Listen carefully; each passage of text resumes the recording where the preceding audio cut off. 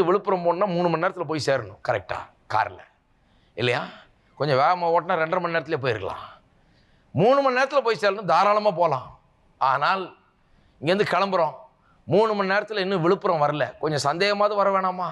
எங்கே தான் போயிட்டுருக்குறோம் நம்ம? இந்த மாதிரி ஆட்களை புரிந்து கொள்ள முடியறது இல்லை பாருங்க.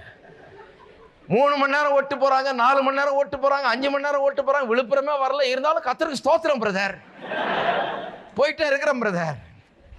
யாராவது வந்து ஏன் இது இந்த பக்கம் இல்லை விழுப்புரம் அந்த பக்கம் போனா இவன் என்ன புதுசா சொல்றான் இவன் அப்படின்னு சொல்லி அந்த பக்கமே போயிட்டு இருந்தா அதை போல ஒரு மடத்தனம் உலகத்திலேயே கிடையாது. அருமையானவர்களே, 15-20 வருஷமா இப்படியே ஜெபம் பண்ணி கெஞ்சி மன்றாடி அழுது கூப்பாடு போட்டு இந்த அழுகையை பார்த்து கத்தர் கொடுப்பாரு, கண்ணீரை பார்த்து செய்வாரு, நான் புரண்டா செய்வாரு, குதிச்சா செய்வாரு, நான் கெஞ்சினா செய்வாரு, அப்படி செய்வாரு இப்படி செய்வாருன்னு சொல்லி இதெல்லாம் நம்பி 20 வருஷமா வாழ்க்கையில எந்த ஒரு முன்னேற்றமும் கிடையாது.